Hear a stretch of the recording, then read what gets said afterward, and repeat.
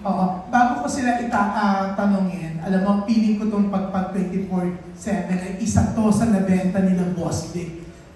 Sa Hong Kong International Film and TV Market. Yan, kababalik lang nila kagabi kasama namin. Ang dami raw nabentang projects ng Viva. So gusto ko muna i-congratulate ang Viva. Kala ko makasama ka, Jim Carrey. Pero yung Viva, no? Oo, talagang bumida sila sa Hong Kong Film and TV Market. Pero eto, syempre ang Pagpag. Oo, nakakatuwa. Yung trailer natuwa kami. Si Nico Manalo. Oo, hindi muna na Nico nalibidan. Okay. Nico Manalo yan. So, masasabi nga bang anak ka talaga ng tatay mo? Kasi ang galing. Ang galing. Oo, nakakaaliw ka. Salamat po. Yes, oo. Yung mana ka ba sa tatay mo? Question po ba yun? Kasi sabi ko, masasabi ba talagang anak ka ng tatay mo? Sa kanya ka ba nagmana sa galing? Opo, wala po akong choice eh. Kasi,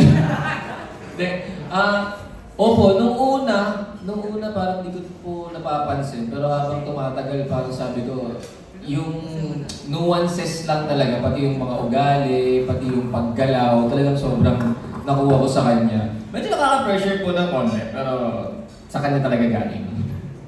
Yeah, thank you. Yeah, pero siyempre si Gerard, ang grabe, sunod-sunod ng movies. Makakagaling mo lang abroad, di ba?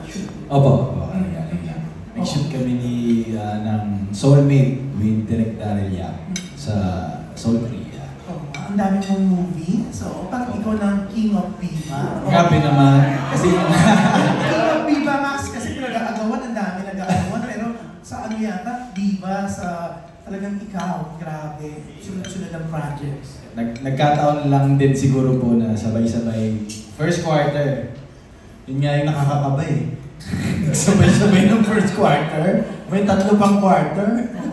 Pero yun, nagpapasalamat po ako sa Viva kasi taon-taon meron sila.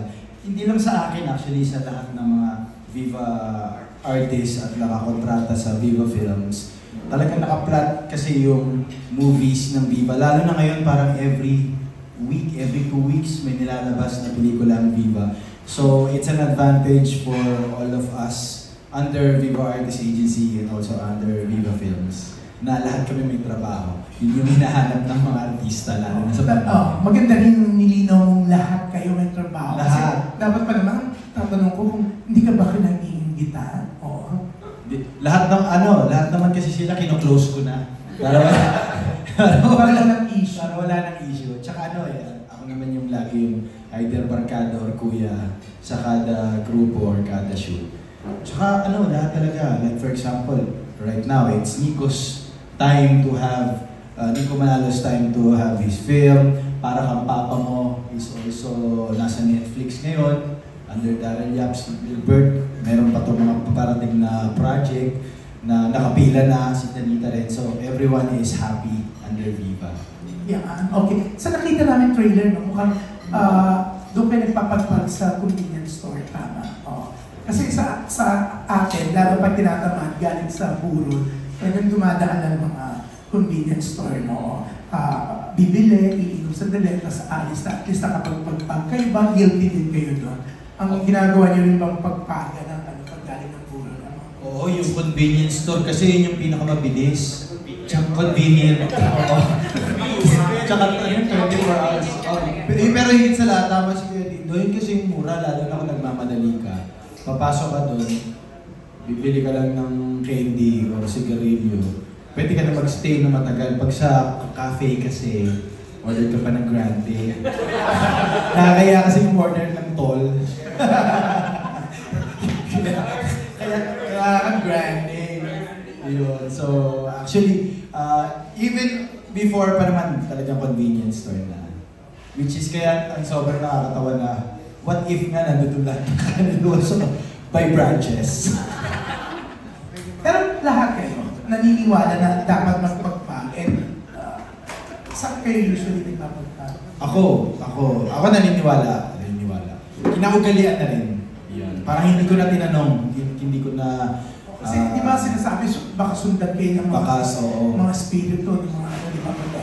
Wala rin namang masama. Ako naman, personally, bukod dun sa paniniwala sa pagpapagpag, dahil baka may, let's say, spiritual na factor, it's also a thing na kailangan pag may kasama ka, pag muna somewhere. Kasi syempre, ang wake kasi, either malungkot, or tahimik, di ba kailangan mo ipagpag yun para pag-uwi sa bahay, yung emosyon.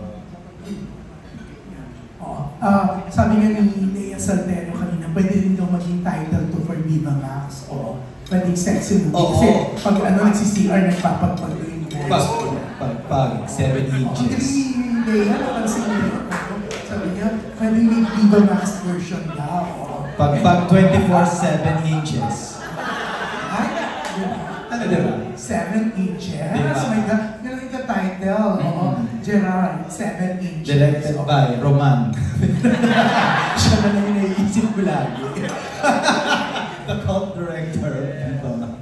Pero yan, congratulations sa pagpag 24/7. Oo, pero hindi kayo sumagot yung ibang stars. Talagang si Gerard ang sumagot doon sa tanong mo. Para sa inyong lahat dapat yun eh. Oo nga. Oo, Danica, ikaw na lang sumagot ka. Baka magalit si Tita D. Di mo naman tinanong si Danica. Ano yung question, Kuya Jun? Kung papagpag? Nagpapaspag ka rin ba? Oo. Or hindi ka na nagpapagpag kasi pagkasama ng nanay mo. Siya na Sa ingay niya. yung multo na yung umaalis. Actually, yun na lang po yung sagot ko. Dahil kasama ko si Daisy Romualdez, wala na pong negative energy na sumasama sa akin. Thank you. Bakit na sila? Pero yan, Teme, Jean ka. Ayan, yung iba. Gusto sumagot. Kung bakit hindi kayo matanong, sumili ba kayo sa tanong mo? Ako po naniniwala ako sa pagpag, pero kasi kahit hindi ako galing lamay, may sumusunod talaga sa akin, tapos sumisit-sit. Pogi. Mga 1.5. So, kaya, Pogi, 1.5. Kaya natatakot ako, nagpapagpag na ako lagi. Ikaw yung gusto ipagpag, no? Si Wilbur. Sa probinsya po namin, wala po kasi mga 7-Eleven na malapit. So wala po kaming choice. Uuwi talaga kami. Para ano lang, mag-aantay lang konti sa labas ng bahay. Parang okay, mga 10 seconds. Bago pumasok. Yun na, doon na, napagpag na sa labas ng bahay. Saan daw province mo sabi nila? Ano po? Natitignan niya. Hagonoy, Davao del Sur. Ayun po. Okay. Ikaw din do. Nakasanayan since kahit nung bata ako, lagi yung pagpag na yan, talagang, kung hindi man noon sa convenience store, yung luneta, yung mga park, yan. Doon kami. Parang may iba kang ginagawa, hindi lang sa parking ka. Yan, thank you, Miss Jean Kylie. Alam ko, ikaw nagpapagpag ka rin. Thank you very much for your questions. That was June Lalin of Abante. Up next, we have Miss Lea Saltero.